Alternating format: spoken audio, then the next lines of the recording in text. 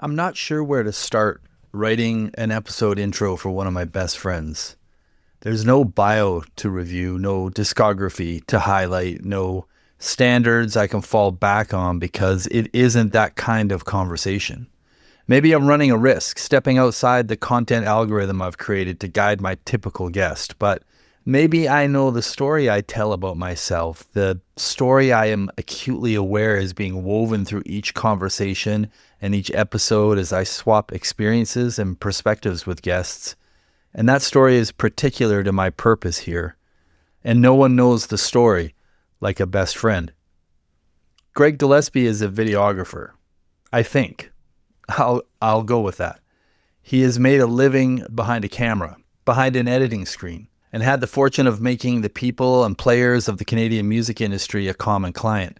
Music videos, long form, short form, documentary. His skills have taken him to a bunch of places in the world to meet a lot of different kinds of people. I think you'd be surprised how often the person behind the lens is learning the most about what's happening in front of it.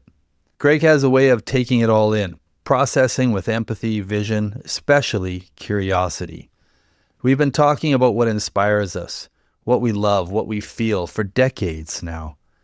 I can't speak for Greg, but I've never left those conversations without a better sense of myself, of being seen before it was a thing to be seen. What if we could talk about our personal experience of chasing the dream together, the way we talk about everything else? What would that excavate? What would be of value for the rest of you? I don't have an answer for the rest of you, but for me, I heard someone I respect and care about remind me about some lessons we've learned, some truth about our world, and how to look at the big picture again and be okay with it. Maybe this episode was in danger of being just for me. Maybe I'll have to be okay with that. Or maybe we can all put down our pursuits for greater meaning and just hang out with our besties and feel grounded again. My name is Glen Erickson. This is Almost Famous Enough. Thank you for spending your time with us. This is Greg Gillespie.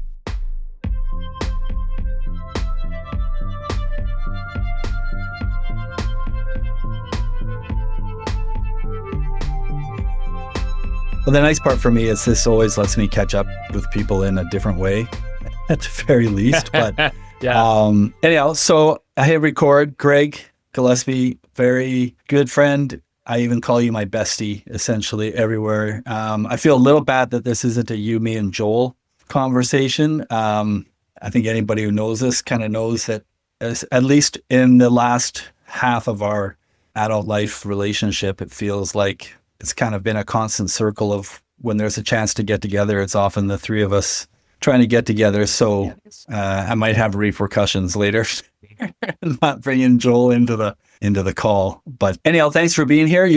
You have the house to yourself, or you have the somehow? Yeah, for the moment, magically? Someone's going to be crashing in the next half an hour, I think. So okay, this is why I'm like in this room right now. So here we go. Yeah, I get it. Yeah, I get it. So this is fun for me to know. Is like you've lived in the same place in Vancouver.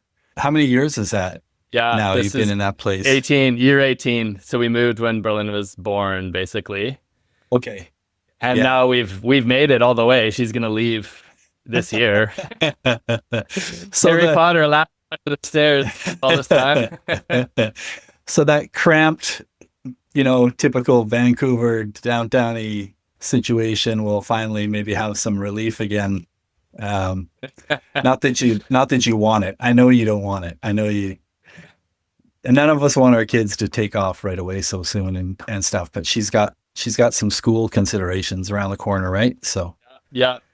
She's going to be going to the right state in the wrong country. So Eugene, Oregon. Yeah. So it's all right. Yeah, I totally get that. Well, Greg, like I told you, like I wanted to have some different conversations. I was trying to, full transparency, spread them out in my season about some different conversations than just the typical one-on-one to an artist conversation that I've been having so far on the podcast. So I wanted to look at some different options, and it looks like just the way the luck of scheduling and things have rolled for me that I've run, like, I had a conversation with my old band, which was kind of a unique conversation. And I had a conversation with my friend Ryan Langlois, and then his son just starting out in music when he's kind of, late stages kind of artist. And I wanted to talk to them together. And I thought that was kind of a different angle I wanted to approach. And then I thought, the approach of having a conversation between you and I is that, well, of all the people in the world, you're down to like, first, second, or third piggy on any given day of who I want to talk to at any given time. And that, the kind of conversations we usually have either over drinks in Edmonton at the Next Act or in Vancouver at the Morrissey, because that's pretty much where we've locked into for the last decade, which is awesome, is a kind of conversation I would love to have again. And I guess I just wondered what sort of pieces of that might be of interest to other people. And to be completely frank, because I've been talking, with little tidbits of my own life and career through this entire podcast, and you're one of the only people who's seen all of it from start to finish and kind of been very close to the inside of it at a lot of different times. And so there's a lot of value in that. And I think both of us just share, a passion for the creative things inside of us and getting them out and participating in all of those things. And they've come and gone in different ways in our lifespan so far. And I think that's kind of interest, thematically for me about chasing the dream and what that looks like. And sometimes that's talking to people who've had a full career in it. And then there's people like you and I who have, touched different parts of it all around. So if you're game, I thought we could do that. Okay. Well, let's go all the way back. Like, you and I met, what would we say that was? I came to Edmonton in 1996. So it must have been pretty quick after that. Yeah, I left in 97. So I think it was a revolving door kind of thing. And I feel like one of our first conversations or deeper conversations was that, like, oh, if we lived in the same spot, we'd be good friends, I'm sure, because I would come back to Edmonton and our circles would sort of overlap a little bit. Yeah. But so in a way, we sort of had parallel lives, I guess, with some of the same friends, some of the same music friends. And yeah. I guess what always baffles me is I can't remember how long that window then. If I came in 96 and you left in 97, I've tried to sometimes think, how long is the window when we were crossing paths regularly? And like you said, with the same circle of people and just immediately, right? Like I came from a place, our backgrounds first and foremost were like, we grew up church kids, and church life, well, certain sectors of church life for people have great opportunities to learn your craft as a musician, because they're always looking for somebody to volunteer, and it's all about volunteerism. And if people can play, and if they can play well, then you kind of have a spot in a band every week, and you're rehearsing, you're getting your chops up, and you're learning how to be in front of people and learning how to improvise. And all these great talents can get bred in if you grow up inside a church circle. So I had come, to Edmonton, and in my circles kind of always been known as kind of the guy, like a go-to guy for like the cool worship bands stuff. And so, you and Joel were the immediate sort of, same age frame, show up, and it's like, oh, these are the guys who are known as the guy here too. So I had that immediate draw, I think, to you guys right off the bat, and music. And again, like I struggle sometimes to go back and be like, what were the conversations that made me feel like, were we just talking about our musical influences? You know what I mean? Like who was like who we were into at the time? I don't even know. What I know is that you seemed way cooler than me. And I've in my reflectiveness of my life, I've realized I'm one of those guys that's kind of the textbook. I try to like go make friends with everybody who I think has a little bit of higher status than me. to pull myself up. So yeah, you definitely seemed a little more cooler, and especially in church culture, like if there's somebody who came, you know what I mean? The guy who came to church and didn't look like maybe he belonged in church, then you'd be like, that's the coolest guy in church for sure. But what I love about you too, bud, is you haven't changed. Like you're still wearing the black t-shirts and the band shirts and the all that stuff. So anyhow, that was some of my first recollections. And like, I think you're right. Like you moved right away, but then, I don't know by what miracle we just kept staying in touch. And whenever I'd come out to Vancouver, I'd look you up. We'd kind of hang out. Yeah. Who was? I feel like we got closer afterward, like with those more 100%. intentional, like if you're in town and you have someone to look up, or if I go back to Edmonton, I'm kind of picking and choosing. I don't have a lot of time. So I want to be friends with this guy, I feel like, I don't know if you feel this way, but there's almost like, understanding the similarities of where we come from and our experiences. There's a real depth in understanding ourselves.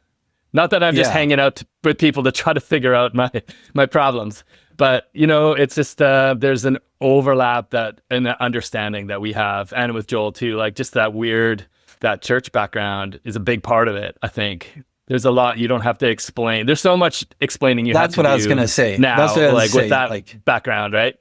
Yeah, having somebody that you don't have to cover all those bases and get caught up on every time, right? Like we could skip over like a large amount of stuff and just arrive at the same place. And I think, when people talk about, like, that's one of my best buddies because like we don't see each other as much, but every time we do, we just can pick up from anywhere. And I think that's sometimes, without knowing it, that's what people are describing, is that large portion. If you have shared history or shared experiences that you don't even have to, it's not like we were digging in and excavating, although we did our fair share of that over the years to those shared experiences. But yeah, not having to do that.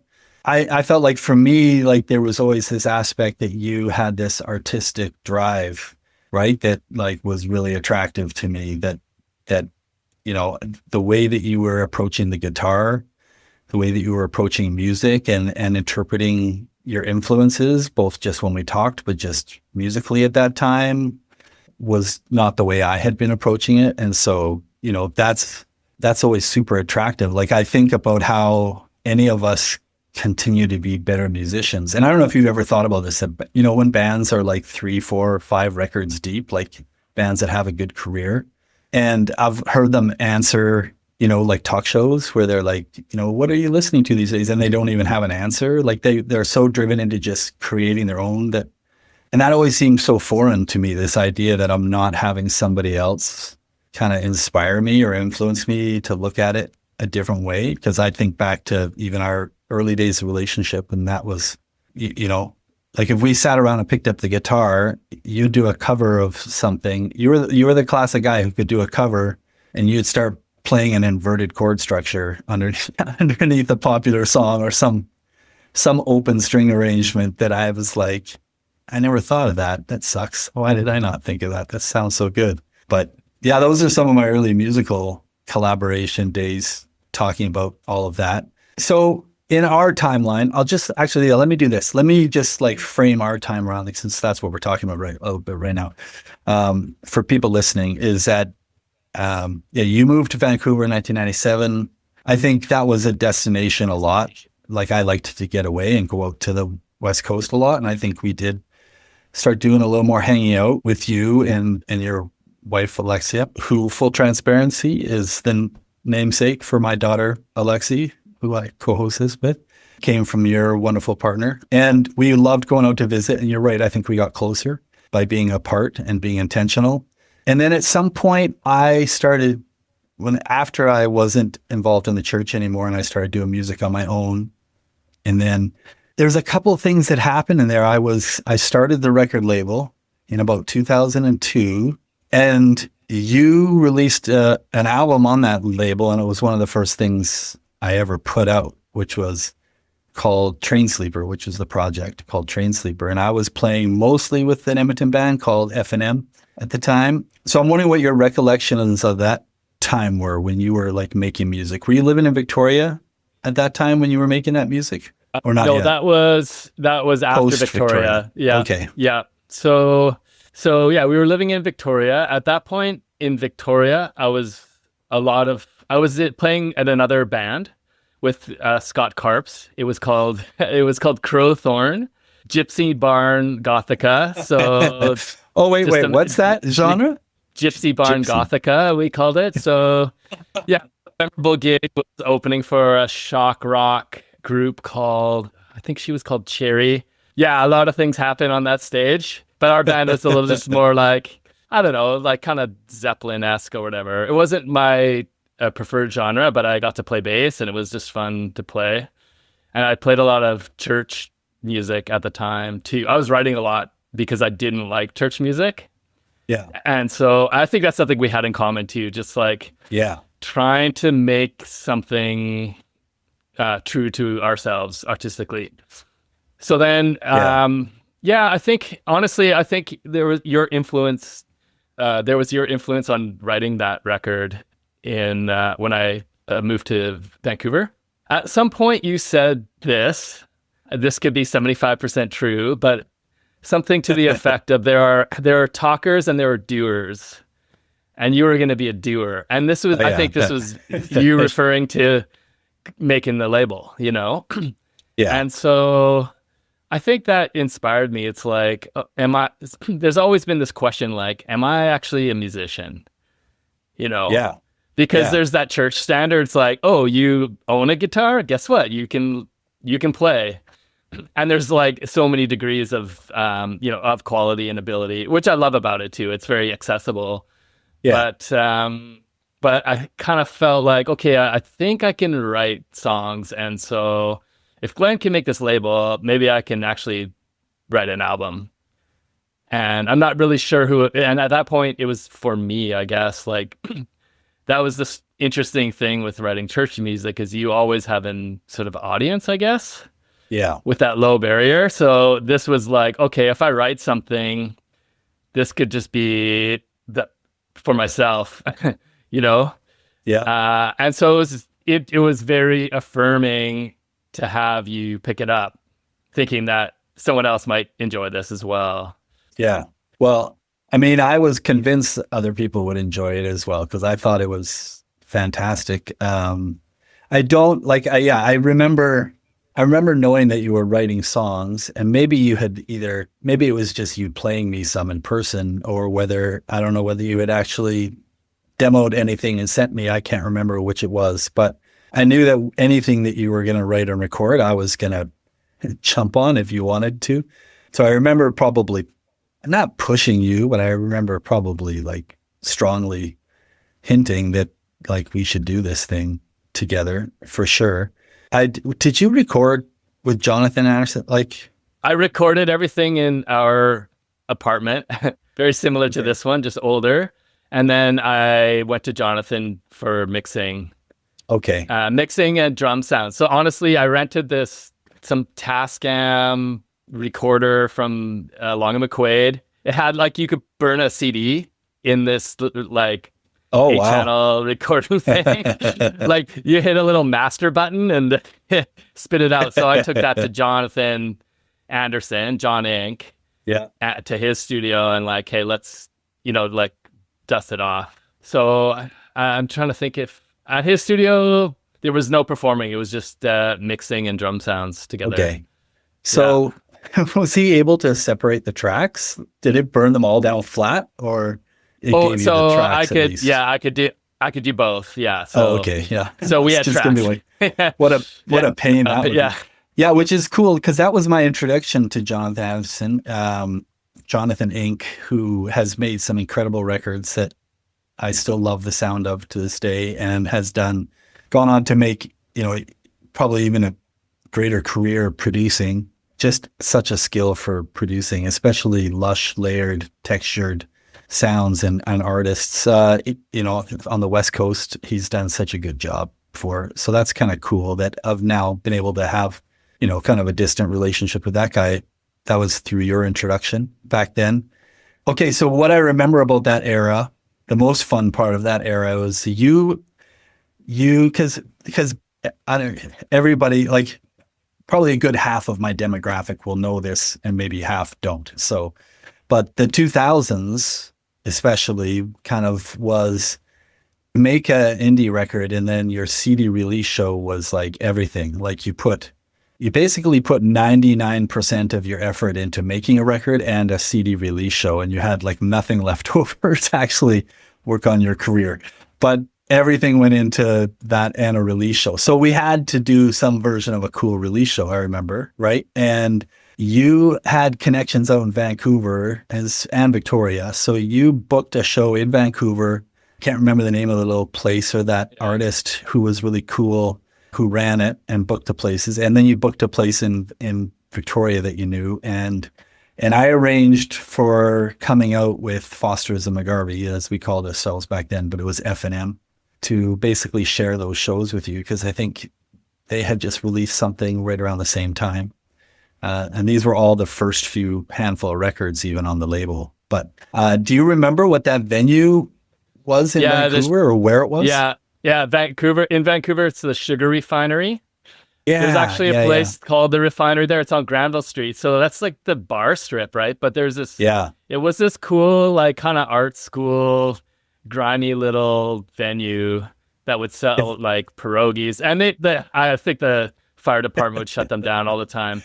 Actually, Ida, I forget her last name. Her Ida. Her artist name was Great Aunt Ida.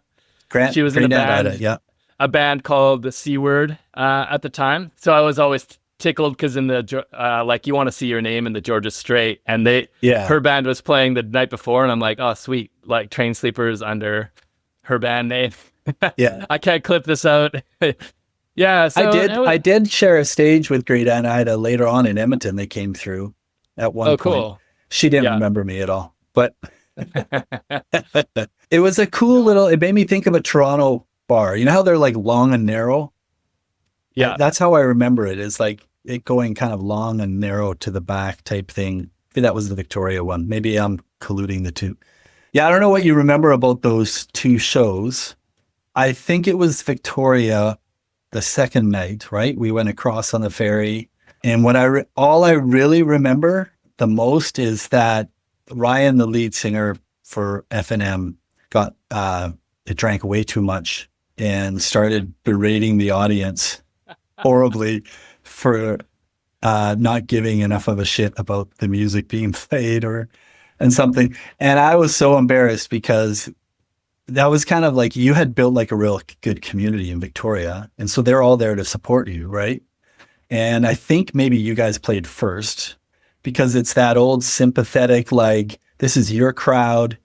I'm going to let you play first so that they don't, so they can go home, or you know what I mean? Like some of them don't want to stay up like super late bar hours, and we're going to concede to like your friends. And so we went on after, and then a bunch of people maybe left, or a bunch of people are talking, as they should, right? They're excited about what they just heard and talking with you and everyone else. And Ryan made a bit of a messy performance, which to his credit, like it wasn't long after that he kind of cleaned that up, right? Because he was serious about making music. They still make music. So to his credit, he cleaned up that act pretty quick, but it was pretty unhinged that night, as I recall.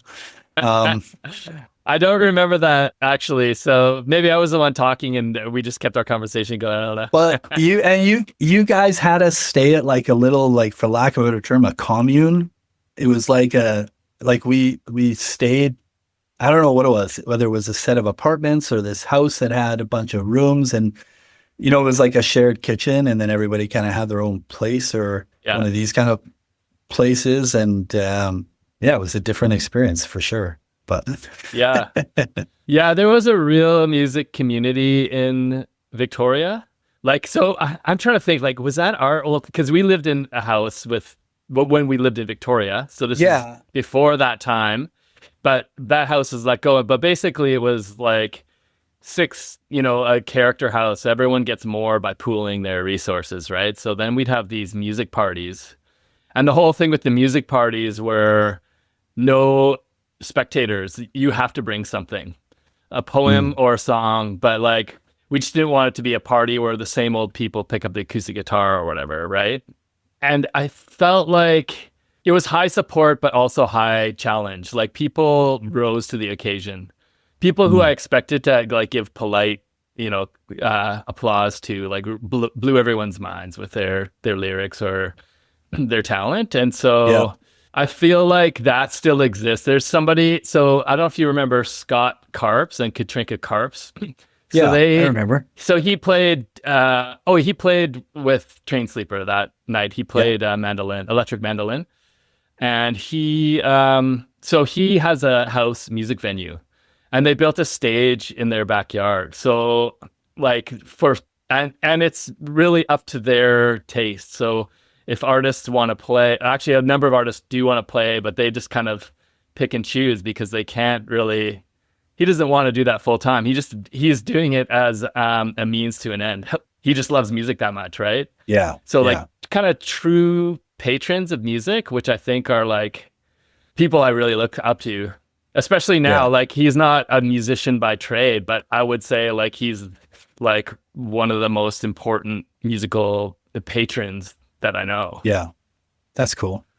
Yeah, I mean, if you can connect to those in your community, that's pretty cool. And I think what's interesting is every community has those guys for sure.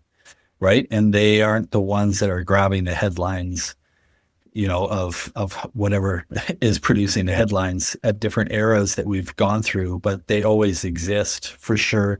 I mean, similarly, there's a guy I know here who's run what's called a song circle, and he's run it maybe for a decade, maybe more. I don't know. But he even found a way through COVID, kind of when the opening and shutting, he persisted in finding a way to still have, people that would come together for the same thing as you said. There's no bystanders. It's everyone's a performer that shows up. And I just think that stuff's pretty cool and pretty important.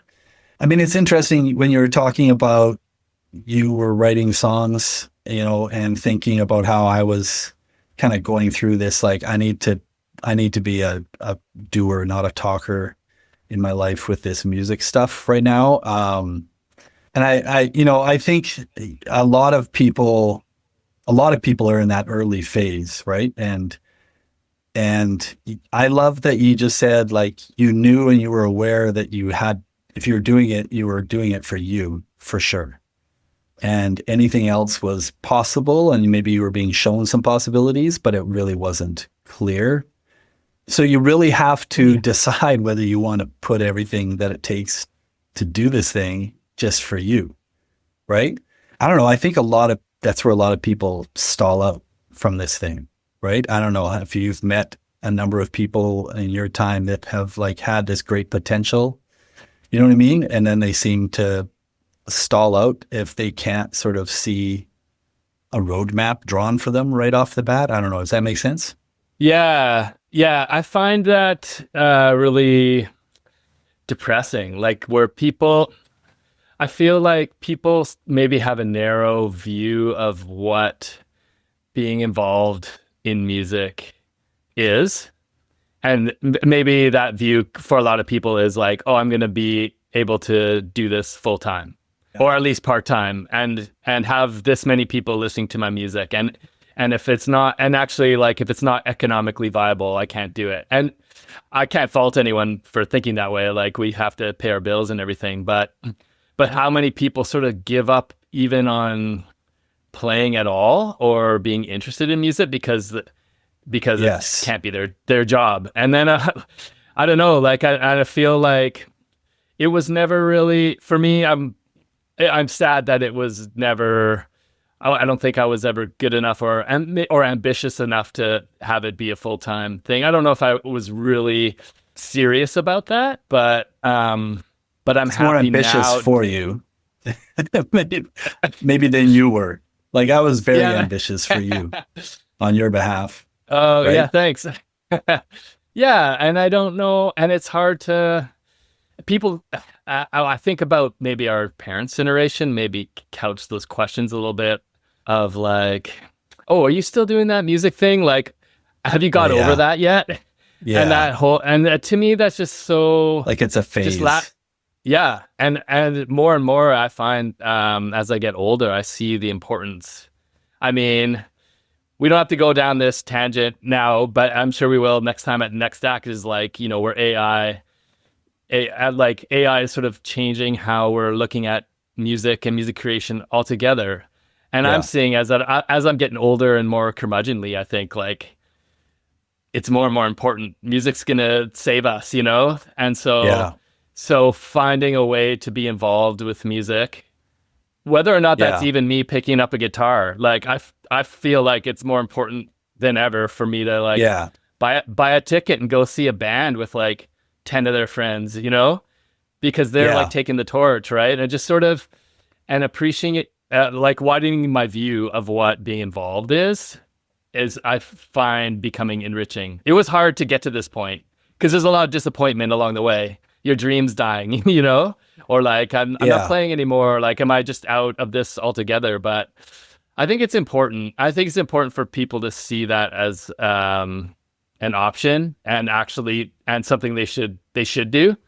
Everyone should be involved in music. We shouldn't give up on it.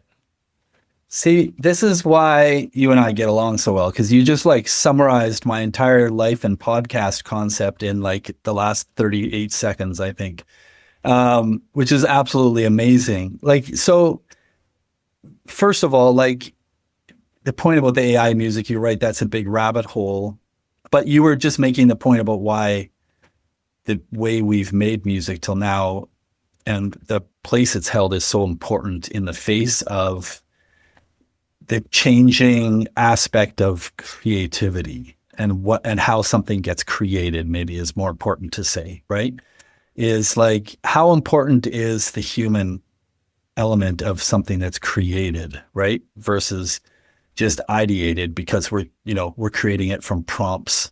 So we're just giving something a concept or a strict, set of parameters or criteria, and it's creating something, air quotes, for us. Versus like, what happens when somebody who makes something also performs something and it makes you feel something. And I get feel is very subjective, and it's not impossible to feel something from AI generated music. But like you said about going out to see people live and just making a choice to participate in this like human experience, right? That someone's playing music, but then people are receiving the music, and both are required for that human experience, right? Or someone's pressing it to vinyl because so many people need to put the headphones on and experience it, you know what I mean? In a way that feels even better than just, other delivery methods or whatever. So like, that's so important. I've been like struck lately by, because I have a lot more trouble getting inspired these days. And I don't know if it's the curmudgeon bit, or that I just keep my eyes open to a lot and maybe I'm oversaturated, right? It could be a number of things, but I've been inspired by watching TikToks of a guy who I don't really even listen to. Maybe you've heard of Youngblood,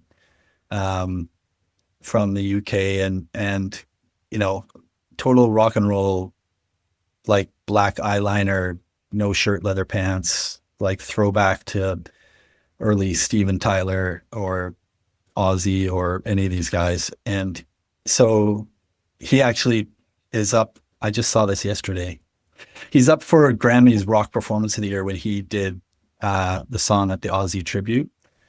And it was such a powerful performance, right? And so palpable. And I don't even have to love that stuff to be just captured by it and the feeling and watching a crowd get totally lost in it, right? And people who had a love of music, and a man who stood for a very specific kind of music that had a huge appeal for decades, coming together to mourn, and somebody owning that moment that way. Like, it's just so rare. Like, those are the moments, is I guess what I'm getting at is like, I don't know how AI generates that for us at some point. And, not saying it, if the movies are correct, it won't be able to at some point. But yeah, that experience is like something I am at the point of right now. I've been talking, maybe I've talked a bit about it on the podcast, but I talk about it with Alexi a lot of, I've been trying to go out to shows more because I want to get plugged back into that feeling of community of like, I don't have to know the people around me, but we're sharing the same experience. And this, we're receiving this the same way somehow, despite how different we all are.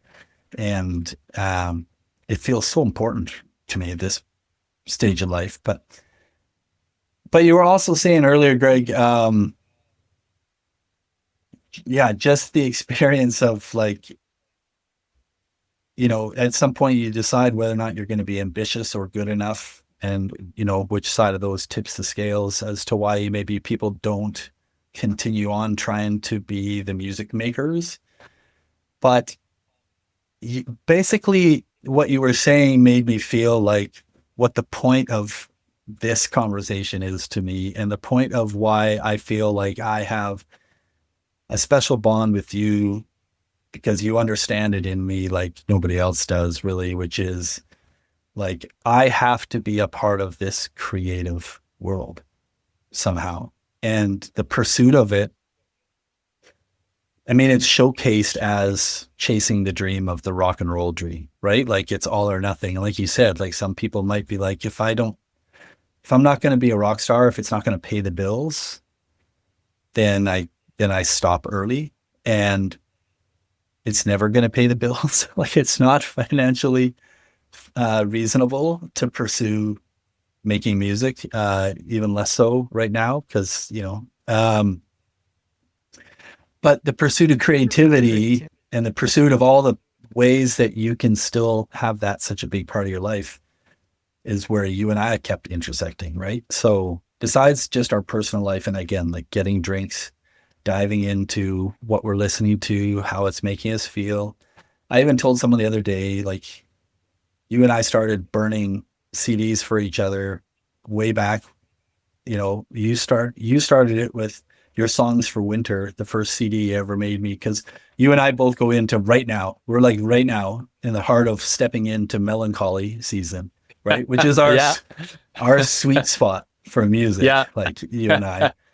And the burning CDs gave way to, thankfully, in a lot of ways, Spotify playlists make it easier to, again, the old curmudgeons don't want to have to try and go and burn a CD. I don't know how I would anymore. None of our computers have the burner on them, but we've been sharing like our music playlists, and especially our melancholy season ones, forever.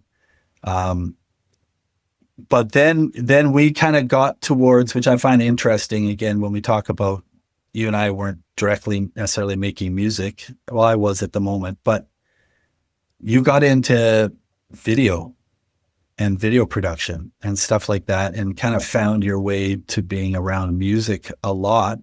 You ended up making videos for my band, The Wheat Pool, and a number of my friends out here in Edmonton, and then you got plugged into the community in Vancouver. So I'm wondering how that happened for you. How did the journey happen that you're like, this is a skill I can do just in one? And then also, did it just feel like, was it just hanging out there for you to get connected to the music, or was there some like serendipitous connection that you made that you got to kind of join those things together? How did that happen for you? Yeah. Well, I went into video from teaching. So that was my real job training, getting a teaching degree. And I remember having a moment in the staff room where some colleague made a grammar joke that was not really that funny, but I got it, and everyone laughed. And at that moment, just the camera pulled away, and I saw myself in the staff room with all the lifers, and I'm like, I cannot be a lifer here.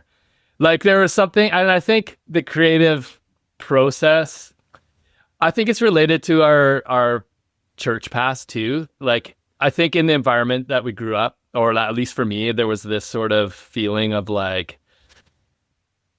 doing what you're supposed to do, what you're quote called to do. So like within you, there's some kind of like meaning of life, or you have like a gift you need to share. Everything has meaning. Everything has to have meaning. Yeah. So then if you're like telling grammar jokes in the staff room, knowing that there's a creative itch that's not being fulfilled, that was kind of like me looking at the exit door. And I also was really drawn to photography anyway. So for some reason, there were a few music videos that really were powerful to me.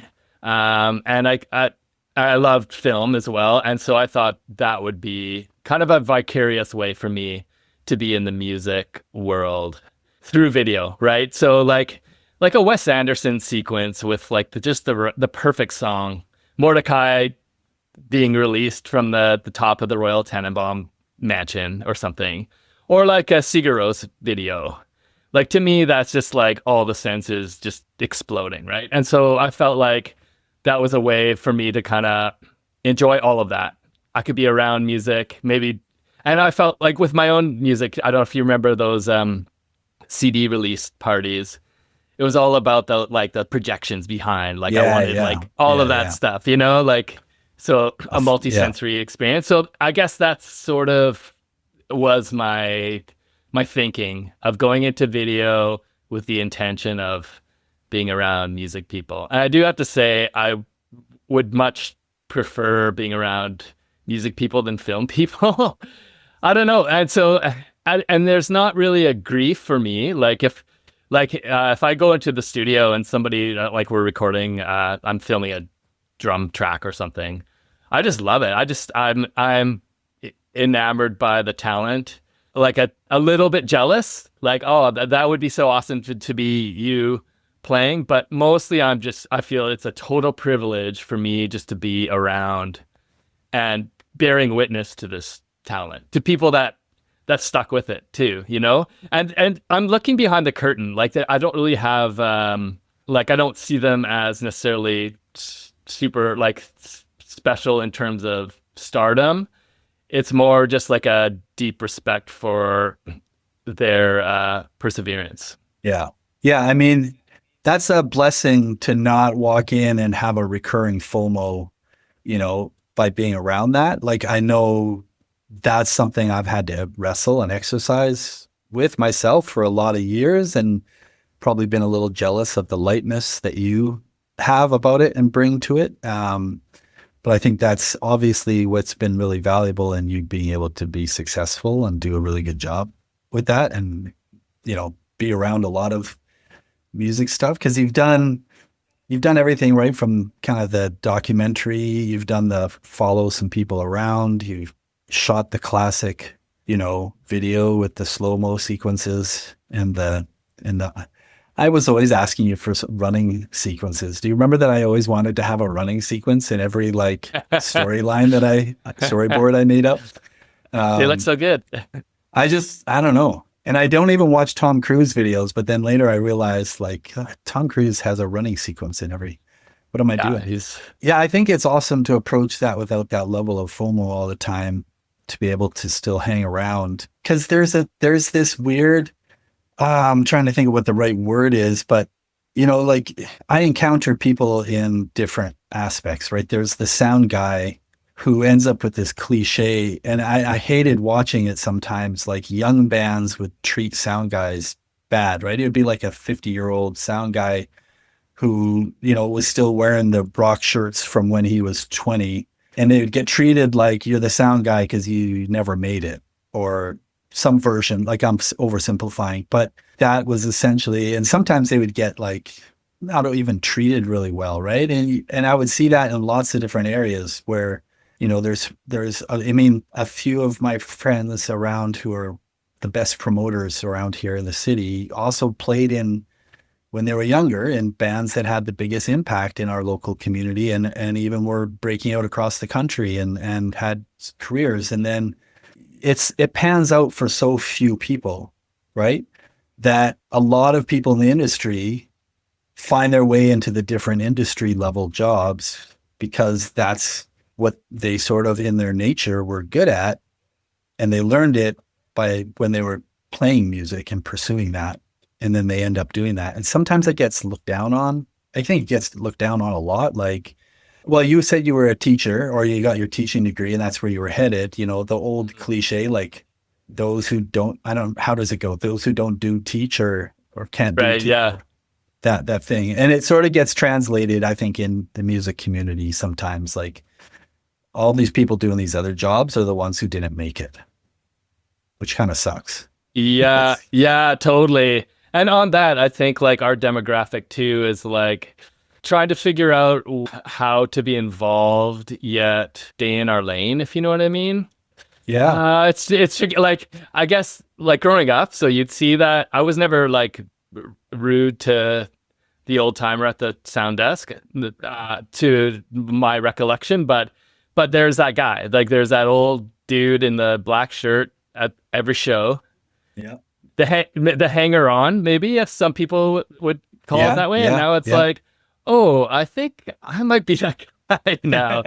You know what I mean? Depends on the like some. I went to this show, like more of a DIY sort of punk show, like last year, and I was like, oh, I think if I took any two people in this room at their ages, I'm still older, you know. But to their credit, like the bands were super stoked that I was the rando, right? Like, oh, there's a show. I'll pay. Like, I feel like it's my job now. Like, how many times like our parents would buy a bunch of CDs to give to their friends, or you know, like you just now I have the means to support, so it's the least I can do. Even if I leave early, it's like, yeah, I'll buy a ticket, you know. But at the same time, like I don't like how like for a lot of people staying in your lane for the dad rocker is like just waiting till Neil Young shows up or War on Drugs or whatever and just go to those shows. Yeah. You know, like we still like maybe as a consumer, people will look at it that way, but that's not our interest in this. Our interest is like truly being engaged with the music, you know, on a deep level. Yeah. And I mean, well, again, like I could say this, I'm going to end up saying this 20 times through our conversation, is where you and I obviously relate so closely, is that I've always been the same way. Like I want to go to the new punk show, or I want to know, you know what I mean? I'm going to the new shows, not the old tours, more often than not. Partially because I'm cheap and they cost a lot less than those big old tours, but also because, I love that vibe and that inspiration. And you're right. I feel like being a part of it is really important. Yeah. I mean, I don't know if you remember. So, you know, you and I organized a group of like 7 dudes, I can't remember, to go last October, a year ago, when the War on Drugs and the National came through Vancouver. I brought a few guys out from Edmonton and we kind of all got together and we're going to go to the show because those two have been like, you know, my top pops for me for the last decade, most listened to probably. So them being on the same bill is like mind blowing. So I was obviously super excited. But I have this stupid naivete, that it's not dad rock, that it's like literally the most legit cool indie rock still. And when we walked into Rogers Arena and all I saw was dudes who looked the same age as me or older, that's all I saw. Everywhere I looked, right, was just like, these are all dads wearing their flannel from 98 and you know what I mean, or whatever they pulled out of the closet, or their last band shirt of the last show they went to. I'm generalizing a lot of them, but there was a lot of that there, but it was all overwhelmingly older dudes. And I felt so uncomfortable, and I had to ask, like I had to think about it afterwards, like, why am I so uncomfortable with being, you know, that guy and that thing? And the truth is, like, you're right. I feel more comfortable being as someone twice the age at a young indie rock show in a small venue, you know what I mean, than being there for some reason. I don't have a full answer for it yet. It's probably because it won't reflect terribly well on me, so I don't want to think about it too much. But yeah, that's how I felt. And so I totally relate to that feeling.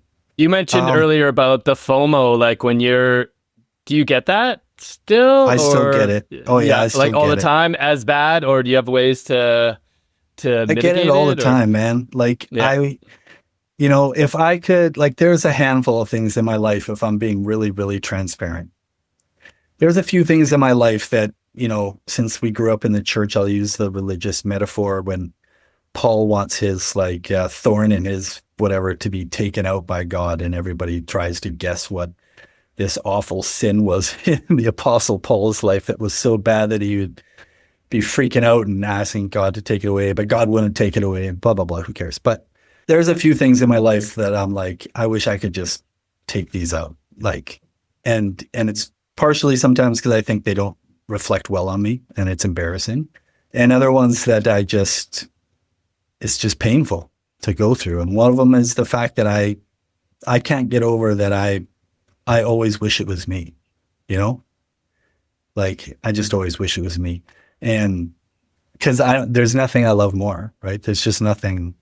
The moments, it was fun having the podcast, reflecting with the guys at a stage when we can be really light about our recollections and the history and what things meant and how we felt about it and how we feel about each other. And the bottom line of that was that was the epitome of me feeling like my truest self, if people use that terminology these days, right?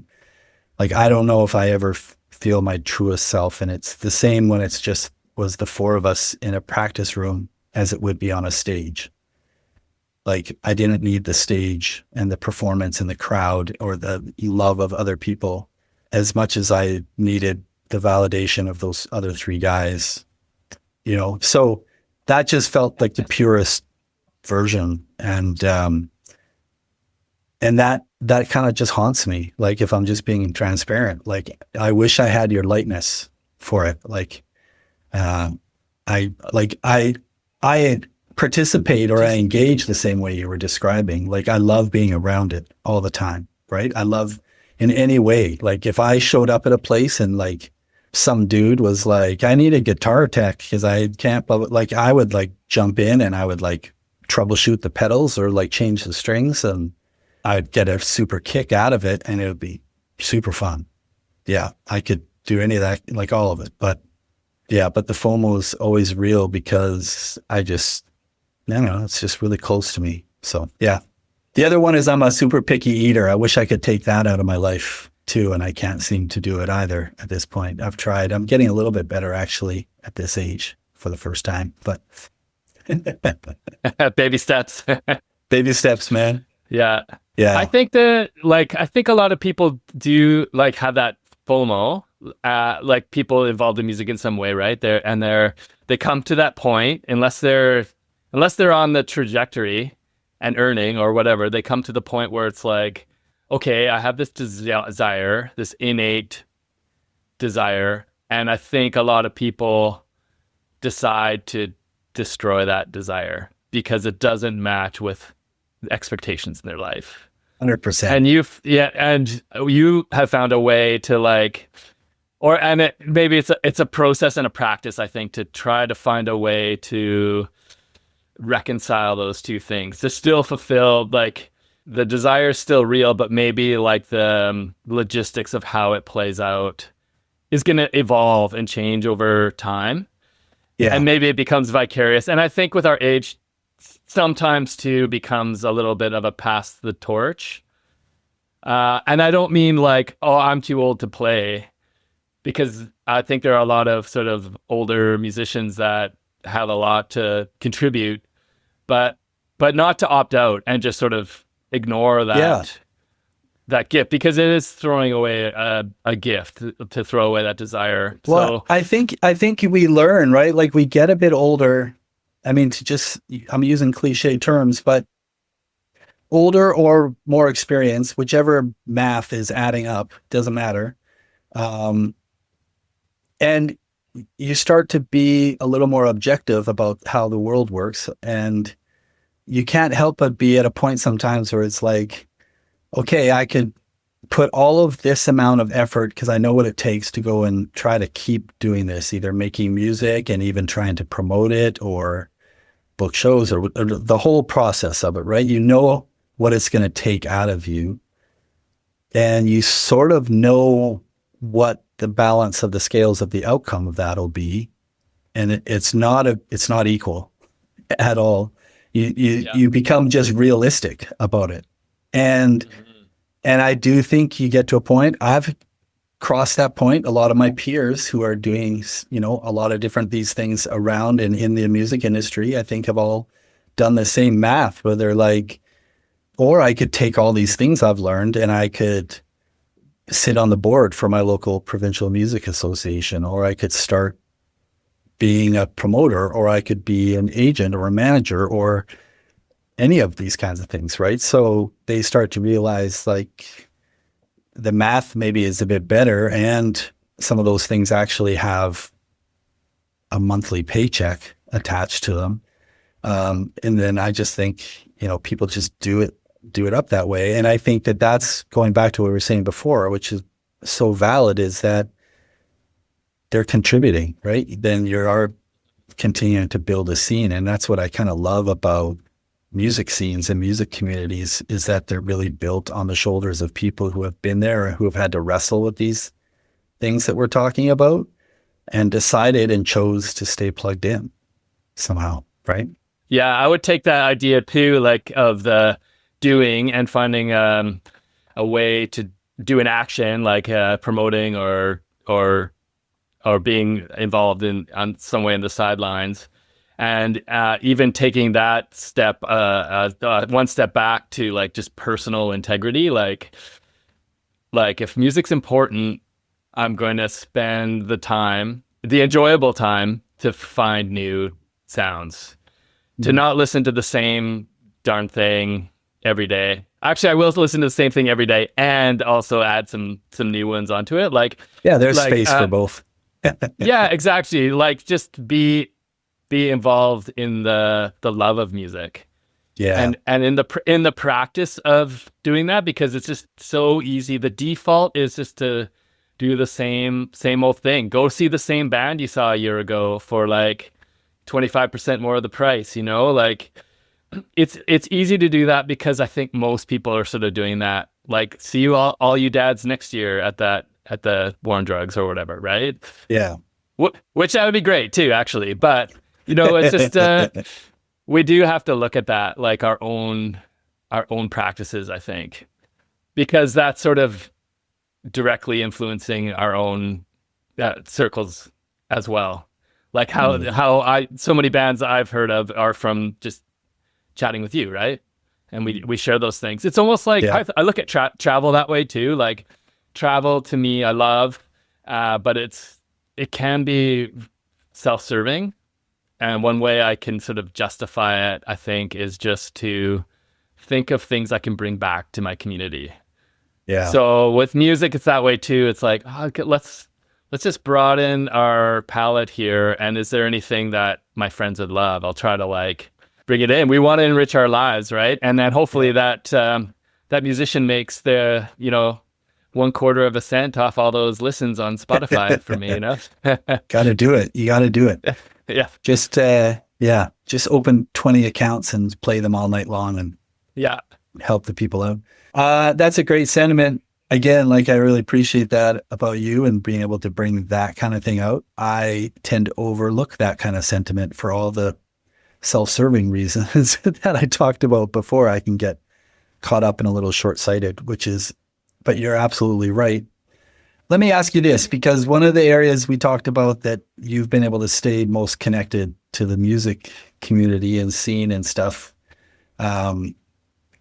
in your own creative pursuits is having, a career, being a videographer and photographer. And like I said, we've got to work on some videos together.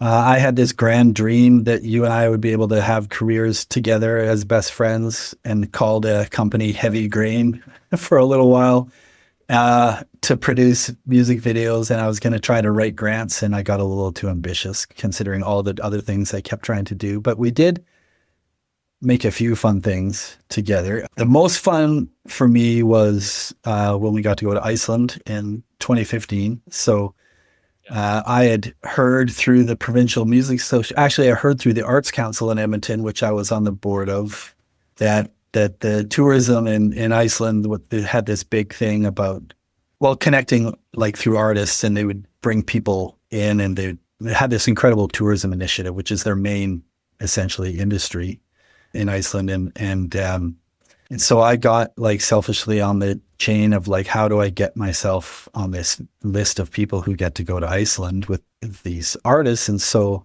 I got the ball rolling with Alberta Music, and then I thought we should film the whole thing as a documentary. So then I reached out to you, and I think we didn't. I don't know if we got paid. I think we got a little money. I think I got to send a little grant purse over to you, probably not near enough. But we at least got our expenses paid to take the trip over in 2015, and where we took 4 kind of hand-picked artists over to Iceland who connected with 4 artists there, and then they collaborated for a performance, which was pretty amazing. And we called it Iceland Calling, and you and I developed actually, I'm going to try something for the first time, Greg. Just wait. I'm going to see if this works. I've never tried this on a call before, so I'm gonna try this. All right. Oh. Are you seeing? Yeah, I see it. Oh, I don't want picture in picture, so it doesn't expand bigger. Okay. Yeah. Maybe even the audio will come up. Oh, it is coming up. That's cool. Oh, so wow. Nice. I had to Google this, and I was like, oh shit, it's still on Vimeo. So still there. From okay, 10 years ago, 10 and a half years ago. Okay, I remember this guy talking. He says a cool thing up here, though. Okay, I'm going to jump ahead. About their purpose. Reykjavik is the marketing office for Reykjavik as a destination. So we thought that would be a good idea to turn it around and introduce new destinations with the ambassadors of culture, be it the musicians, the poets, the painters, or whatever we find in a new destination. Edmonton. So I'm going to... How do I now stop sharing? Okay, so we'll see in post-production how that works out. I don't know. Was that the thing? I'm wondering there's lots of things that probably hit us really hard about that trip, right? I thought it was interesting when I went to look that up, and I remember it hitting me hard 10 years ago when I first heard him say that or heard it on this video afterwards. But they call it the ambassadors of culture, and I've never heard that phrase before, right? The poets and the songwriters and the painters and the way that obviously they're greatly esteemed in Iceland, but to use that phrase like ambassadors of culture, right? Which in real time at this exact moment, I realize completely ties a dot back to what you were saying that really impressed me just minutes ago about the people who just make the personal choice to stay in it and doing it and what they do for themselves. And this idea of an ambassador of culture is that like we spend too much time even in our organizations that I've been a part of, a lot of them at different levels from local all the way up to federal, the granting bodies, the awards things, all this stuff. It really celebrates people who are earning a living making music or being creative, when the entire mountain of this industry is built on people who are struggling and trying and then failing and not earning a living, right? But they're our culture, right? They're the creatives, they're the creative force. And if we had a way, I think this is something I've just always felt a growing passion about that I don't know what to do with, is how to do the thing. And you just seem to describe it so effortlessly in the way that you've been talking about it today, is just the freedom for people to just become whatever version of that expression, right? Of that connection to music is. And just this ability to become an ambassador of culture, that to raise up, instead of raising up professional artists, we're raising up like creatives. We're just like culturally rich humans, anyhow, I'm going to stop because I'll stumble over because I'm in the middle of ideas, not formed opinions, but I don't know what your thoughts are on that or how you remember that happening. I think you're totally right, especially with Iceland too. Like to me, I was struck by how, I think that was the third time I was there with Iceland Calling. And the time before I was at Airwaves. Yeah, the festival. And it was funny because it was similar. Who did you go with? It was with Wood Pigeon, Mark Andrew Hamilton. So I've been talking to someone. Artists. I've been talking to someone about maybe having him on the podcast. Oh, you should, yeah, okay. Hopefully he says nice things. I think it was him. I'll find out. Yeah, so I've done a few videos with him. He performs with or writes with Catherine Calder. She's in New Pornographers, and we did a video there too. So I think he actually organized the project, but it was like 3 Canadian artists and 3 Icelandic artists. And the difference with Iceland Calling is the Albertan artists and the Icelanders were paired up together to do a showcase. These guys did like a residency or at one point and made like a super group and like an album. And this was like them getting back together to perform the album, cool. Yeah. But it seemed to me like that Iceland is very musically literate. So it felt like everyone's in a band, and every famous band, like it's so small. It's like, oh, there's Jonesi's making your coffee. He wasn't making coffee, but literally saw him just walking down the street. It's like nobody's that famous because it's a small place, and if you're not playing in the band, you're doing sound for the band. Like everyone, but that makes a rich culture. And so I don't know, like on a little tangent, this whole idea that Canada might join Eurovision, I find like kind of interesting. Like I think it's that whole like getting away from the trade with the States. This is I was recording with a video for someone in studio a few weeks ago, and they were talking about how they're not going to the States anymore. Mm-hmm. They're just going to Europe for festivals because of the expense, right? Yeah. But also, she felt that in the States, in Europe, people were just valued it more.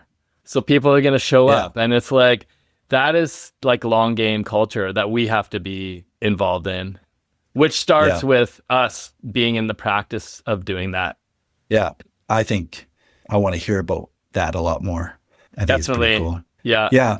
We've talked for quite a while, and we could ramble on about a lot of things for a long time, and I shouldn't do that for everybody's sake. But I did want to hit the touch points, and I felt like we did hit some of the touch points, and I loved your perspective on a bunch of these ideas. And your perspective of having been around it in the way that you've gotten to be around it. Like you said, you've gotten to peek behind the veil in a lot of different ways, into artists' personal lives, into the way things happen in a studio, or the way things happen making a video, and you hear all the things about where they're at in their career and pick up on all that stuff and keep your kind of love of music. But I want to ask you one other thing, which goes all the way back to, I think, our earliest connection and has kind of wound its way through a lot of this. Is I'm wondering what your perspective at this stage of life is on, because we talked about, sorry, I'll break off that.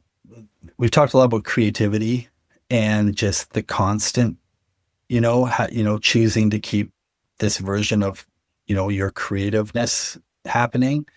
And it's great when you can make, your wage off of it in some way. And we've kind of both struggled to do that through our lives, and so that we don't go crazy and we don't sit there in a Mr. D TV show telling bad jokes in a teacher staff room.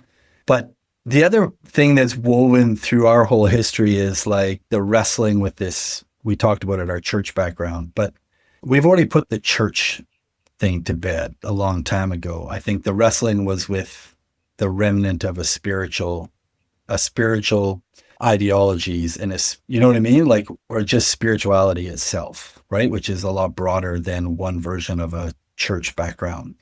And I feel like it's always been woven into the way we look at the music we choose to listen to and that we like and that appeals to us. And I'm wondering if you have thoughts on that, especially in kind of, I don't know, like for lack of a better term, like where we're at in the world and the way it's probably going to get looked at in history is like, this is now the post-COVID era, because that was such a huge world event.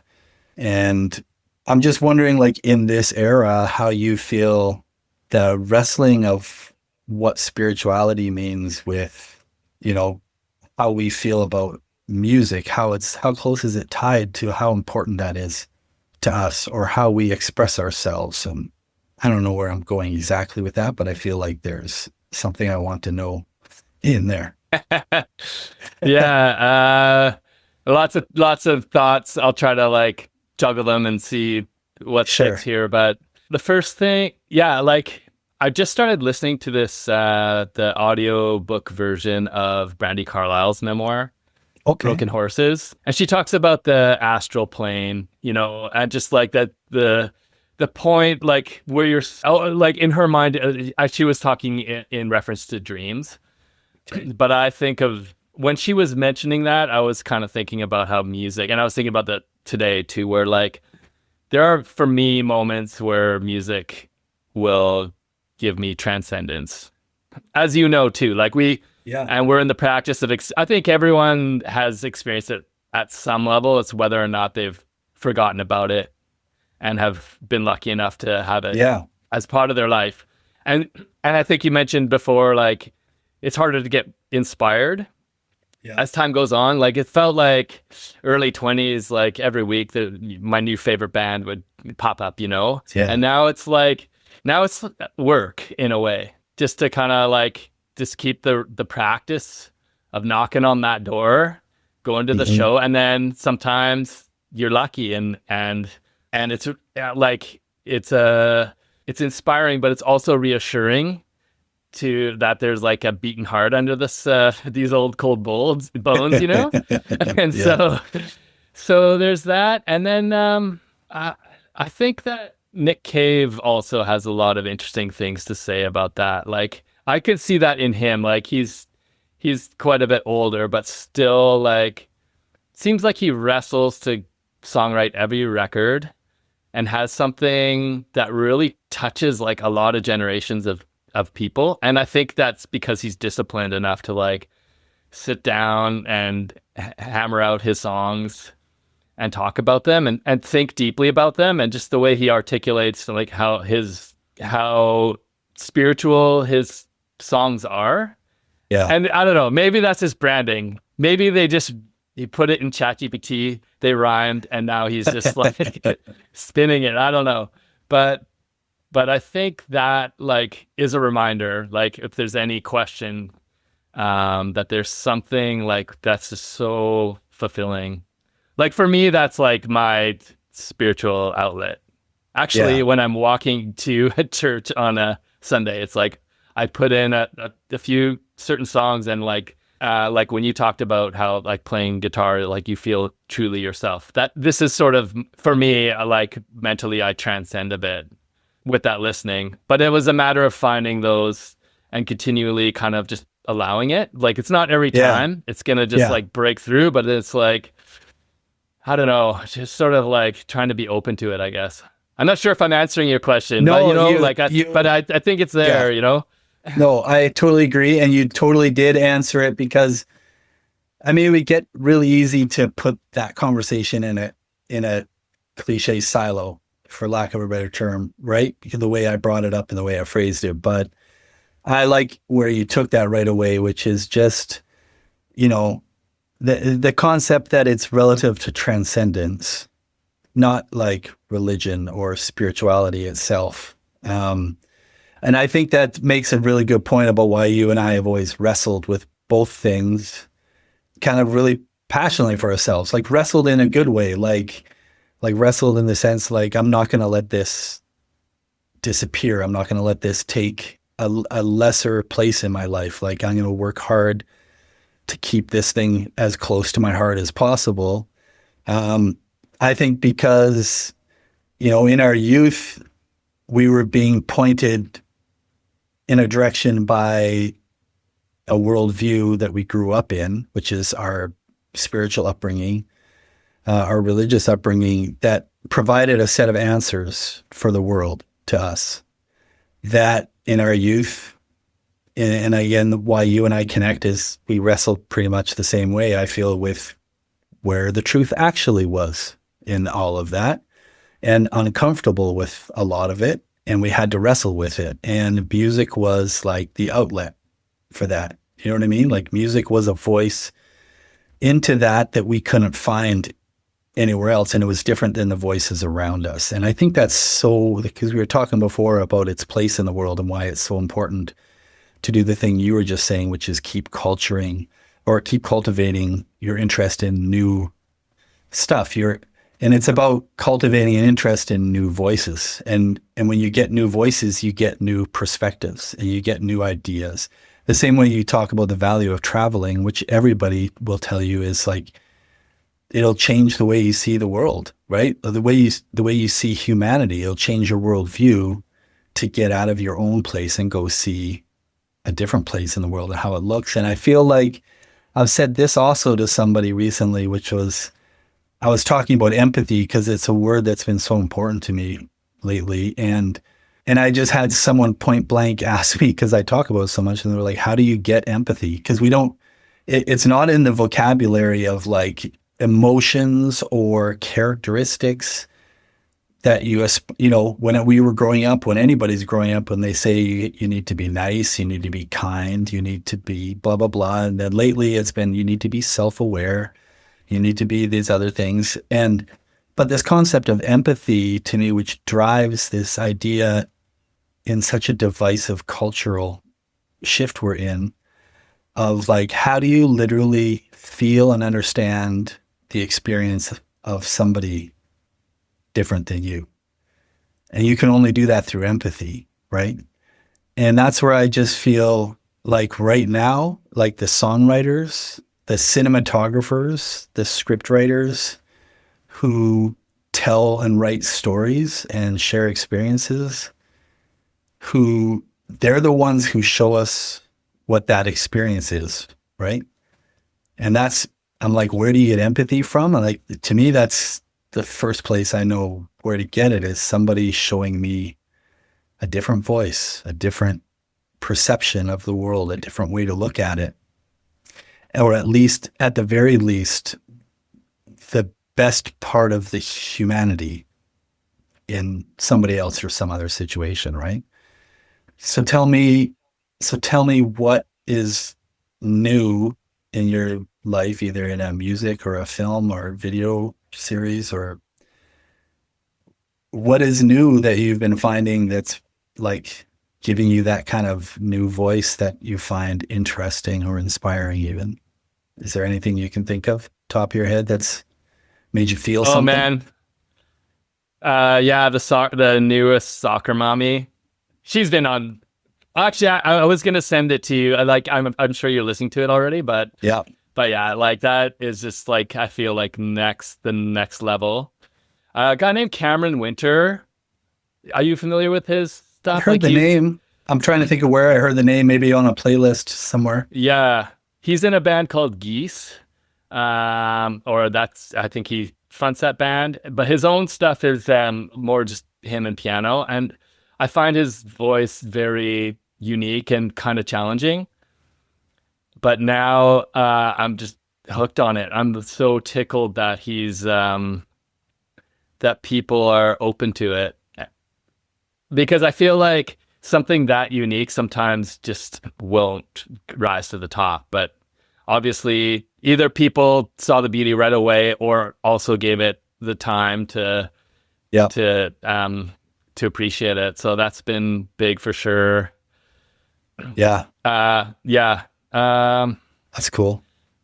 Yeah, those are the first two that come to mind, I guess. Kevin Morby's always there, but that's not new. MJ Linderman, he's been going for a year for sure too. Like, there's something about his songwriting to me that's just really cuts to the core in the way the National did, actually, or does, like something very understated about it, yet brilliant. I love it. Yeah. And I do have to say, like, sorry, there's so many. No, it's great. The memory I treasure is from like a year ago, like probably maybe a year today or tomorrow. I was in DC, so it was after the election, and I saw Rat Boys, a band I really love, and it was like there was the election fallout, And so these Palehound and Rap Boys were playing together, and it was just like gathering never meant so much. It felt like the first show you went to after COVID, when it's like, okay, I will never take this for granted again. Yeah. It's so important for us to meet, even if the show was terrible, which it wasn't. That alone is like enriching to the soul, you know? Yeah. So there's something about that election and like the fascist tendencies that it's going to maybe make the music better, I guess. So, well, it's often, historically, it's proven true where some of the best music comes from. Yeah. Yeah. Yeah. I mean, that's really cool. I mean, I think, I had lunch with you. My first show out of COVID was when I flew Lexi out to watch Bleachers at the Orpheum. And I think we had lunch with you and Berlin and Alexia. And that show was absolutely, I don't know what the right word is for it, but it was all tied to what you just described, right? Is that the context, like music in a context becomes just bigger than anything you can imagine it to be. And there was, and Bleachers is pretty light music. Like he's not like solving the world's problems in his lyrics at all. I think he's a brilliant writer and a producer. I love the songs, but then in the context of when I really needed that and I got to share it with my girl, you know, and you know, he's got this, one of his best songs, Roller Coaster, but he set the whole thing up by just sitting there and playing this little opening synth riff. And he's just talking like a songwriter for a second, like a producer, about how he was just playing with this riff and whatever, and where it came from. And then when he started doing this thing, all of a sudden it sounded like this other thing. And he was in the worst time of his life. And then this little riff brought him out of it.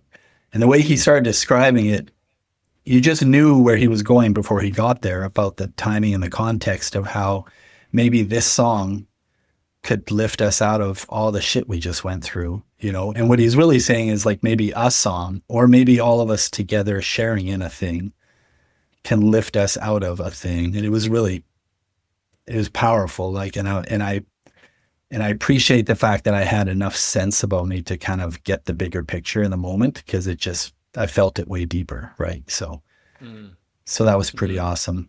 The thing I was going to tell you, the thing that's hitting me really hard these days, I actually just reposted a TikTok with this guy named Steven Wilson Jr. today that I saw, which just blew me away. But I saw him this summer at our Folk Fest, and the interesting thing I found out since then is he's actually married now to the lead singer of Sixpence None the Richer.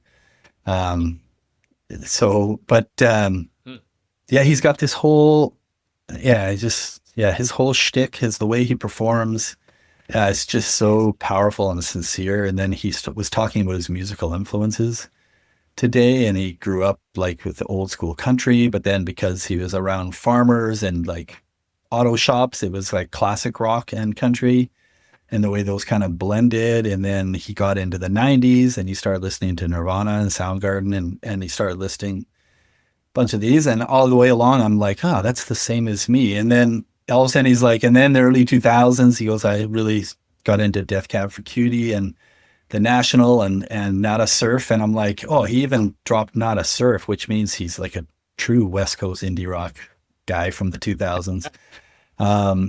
And then he just called it all. He's like, I guess it all just came together and to what I'd call Death Cab for Country.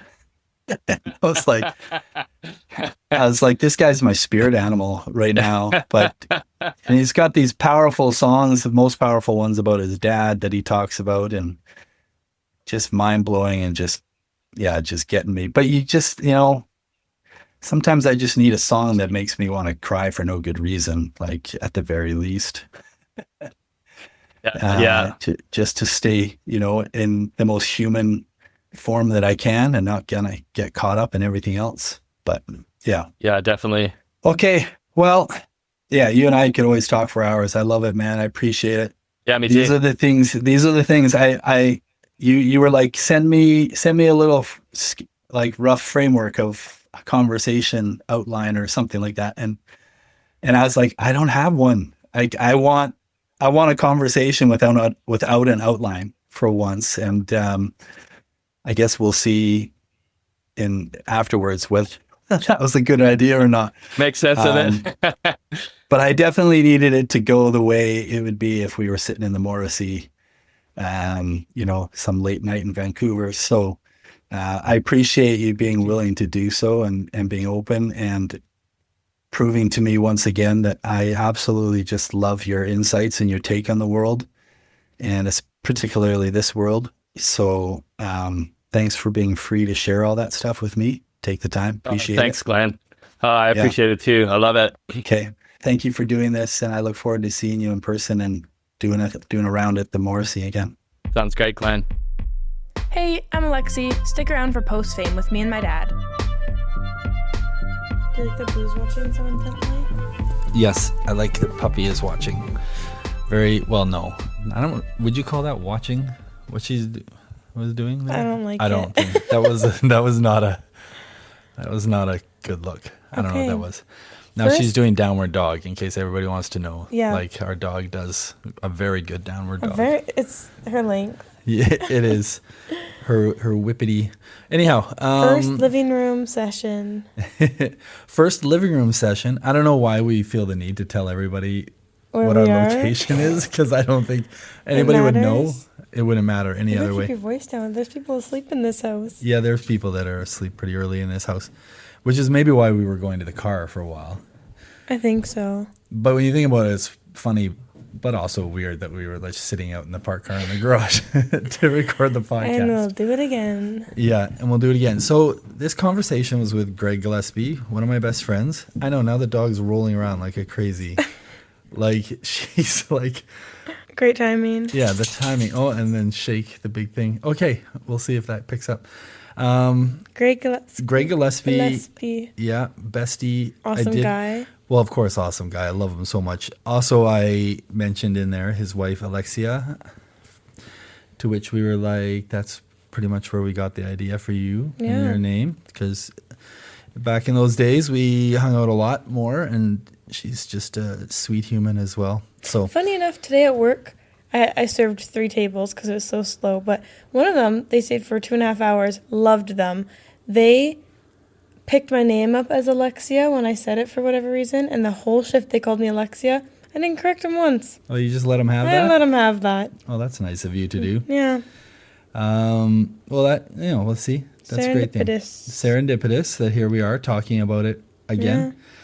Yeah. Anyway, not much to say other than the thing that really struck me, and I actually, after the conversation, we were messaging back and forth a bit, and he said some nice things. And then I just said to him, I was like, it was just this realization that I need to just talk less sometimes. And I get that realization a lot sometimes, even while doing podcasts, that's just in life, but in the podcast, but especially in the sense of, I don't know, like I had this sense going in, like I love the conversations him and I have. And I just always hear him say a thing or his observation of a thing. It just comes across always as like so well thought out, in the sense of well thought out, meaning like there are so many layers that he has somehow found a way to just pack into such a great delivery, but also without judgment on whatever it is that we're looking at or talking about, which maybe I hadn't really thought through before, but kind of hit me in this conversation. I love that. And that I didn't know what to expect from trying this kind of a conversation, that I went into it with no structure or plan. Yeah. And there were a couple of moments where he answered my question, and I was having trouble keeping up because my brain in podcast mode wanted to split it into 3 things that I could have gone down different paths with. But then I resisted, the urge to cut him off or anything and just let him finish. And then I probably lost a bunch of those trails, but that's fine because I realized the thing he said was enough. And there's a couple of them in there that I'm just so impacted by. I just love it. So I like that you went into it knowing it was going to be more of a conversation than like an interview, and that like it ended up being like more of a conversation than an interview. Yeah. Because it could have he could have responded as though you were taking complete charge, and it would have left you in a position having to ask a lot more like questions and guiding the conversation. And I'm happy it didn't go that way because it's unique and special. Yeah. I mean, I did the thing I try to do, which is bounce back into a timeline as an anchor sometimes.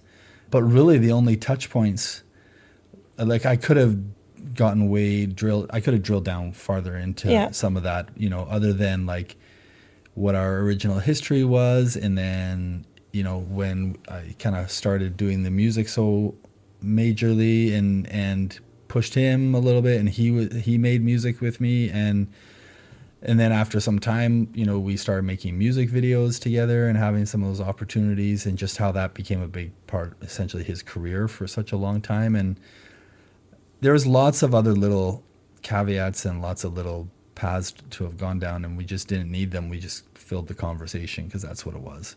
I like that. Yeah, it was good. I never know how people will react or respond, but it doesn't really matter, I guess, does it? So, well, it's 3 episodes, just... Well, I sort of mentioned that to him, is like I was trying to spread out.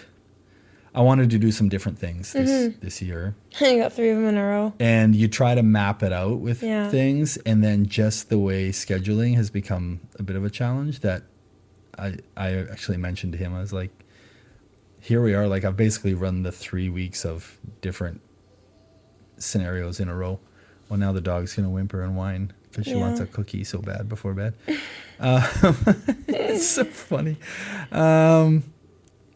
This is another good reason we don't do it in the living room. Yeah, I think we've learned our lesson tonight.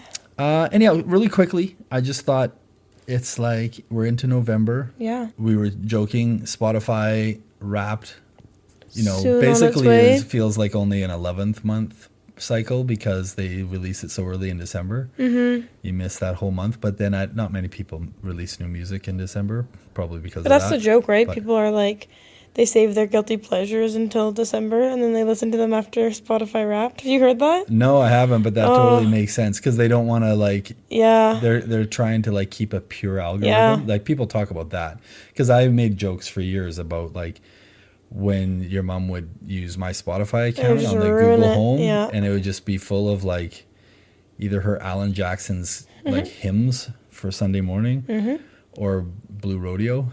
So yeah, she totally ruined my algorithm and my Spotify Wrapped for years, but we got her own account. So welcome to the family plan. Welcome to the family. Anyhow, like, so the plan is we're going to wrap up, I think the second week of December, we'll be wrapping up season 2 of the podcast. We're not going to do a full like post-fame plus like we did in the summer, but we will follow up the 3rd week before Christmas of December with a special post-fame plus, which will be our own Spotify Wrapped, our music year wrap, and we talk about the things that actually were our favorites and maybe drill down on some of it. Yeah, the things that were surprises. You might be jealous of mine. I had a pretty awesome music year. Oh, you had a good year? Yeah. Oh, well, that's good for you. I'm sad that my lists are shorter, or partially maybe I'm not keeping track. But anyhow, the point is, so within that in mind and saying like this is what we're moving towards and what we're going to do at the end of the season, 3rd week of December, post-fame plus, Spotify Wrap, I thought I would just ask you if you sort of feel like you already know either what your top thing is going to be or what your biggest surprise is going to be. Do you think it's locked in? What's locked in for you right now? You know what? You think? I'll tell you one thing first. Every single year, I think for maybe 5 years, my top song has been what we mentioned right when we started the podcast, when we talked about Spotify Wrapped, Drowsy by Bane's World. Number 1 song 5 years running. It's not going to be this year. Really? I stopped being a freak and don't listen to it on repeat anymore. Probably due to the fact that I have found so many more other songs this year that I like enjoy, and I've been way better about curating playlists and like, you know. So when I like jump to music, I like have different things to jump to, and I feel kind of uncomfortable about it because like every year I've known like the Wrapped is gonna come out. Things will surprise me that I know that's gonna be my top song, and I don't know what it's gonna be, and I'm like hoping it's not like some embarrassing song or something. You know, I just don't know. You would know if it's gonna be. I have no idea what it's gonna be. Yeah, but it's not gonna pop up as like, oh, I'm so surprised it's that song. No, it'll pop up. That's maybe not true. Like, I don't remember, was it last year or the year before? Like Circles by not Circles, Chemical by Post Malone. I didn't realize how much I had listened to that song, let alone album, because it was like all the way at the top almost. So. That's my worry. Like, it's the first year maybe ever. You don't have to be worried. Like, I'm scared. I wasn't sad that Post Malone. I'm gonna talk to you while I give the dog a cookie. Oh, that's valid. Because she's like whimpering out of control. She's so naughty. But this is what we can do with these mics. Hopefully, it won't mind that I walk around. Yeah. Okay, so. Why do you know what your number one's going to be for sure? Well, so sorry, I'm using the language of Spotify Wrapped when I also just, you know how I make my own like shamelessly recommended. Yes. So I grab out the new songs and only focus on new music that's released in that year to sort of figure out what maybe my top song of that year is. So I'm not like. So my Spotify Wrapped top song could very well still be... But your top song by choosing? A song by Del Water Gap or Wildorado or The National. But if you remember, like early in the year, the song Flowers by Nathaniel Rateliff that one's going to be in my top. Alan Isakov. And I was like, I don't think anything is going to top this. No. And I'm just sort of looking at a little list right now and I'm like, well, Del Water Gap did just release a song that I really like, and Royal Otis released some music this year that I really, really like. But I don't think anything is still gonna probably dislodge that tune as really maybe what I think is the best song. I don't know that it's necessarily that I've listened to it more, because it doesn't fit and flow with a lot of that other stuff that I listen to regularly. But as far as just like the best song of the year to me, like, yeah, I think that's going to be it. I don't think it's going to get dislodged. So that's what I think. I'm going to have to lock in and make like a little... That song Somber, Back to Friends, is like... You like that one? Well, it's probably getting more plays than that's when I might be surprised by how many plays it's getting, because I think I've put it on a few playlists. Well, that's what I was just going to say. I was like, I feel like whatever my top songs on Spotify Wrapped, like the made by Spotify one, I feel like it's just going to be whatever songs ended up on the most playlists. Yeah, which is not surprising, right? Because that's how it happens. Like it's just the way we end up sort of constructing our patterns of delivery. So our pattern of delivery tends to be playlists more than just random choices. Like, you know, and it's funny. Like, I think often about how things have changed, because it used to be you had a stack of CDs. Like, I remember when you'd go to people's houses and they would have like what looked like a bookshelf cabinet. Yeah. But it was like they were made custom for CDs. I love like that. Even that huge, like from IKEA, would have a whole section just for CD storage. That's the dream, Dad. I know you used to love that. But people, you know, then would still narrow down to like what's the CD they would always like. It was the one that would never make its way back onto that shelf. It just stayed sitting on the counter beside the CD player all the time. Yeah. Anyhow, so I feel like your favorite playlists are kind of like that CD now. But 100%. Yeah. Now the dog's whimpering at the back door. I know. What a play-by-play. What a play-by-play.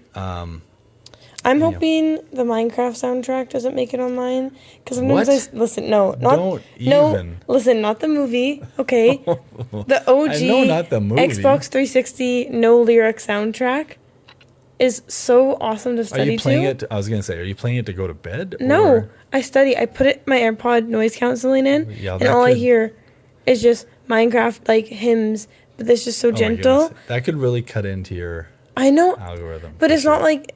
That's like my serious lock-in time. Like that's like I'm freaked out. Like I need to lock in, and there hasn't been too much of that. I guess we'll see. I guess these are the things we're gonna wait and see whether like if there's Minecraft, we're not doing an episode about this. It's getting vetoed. To uncover the truth now.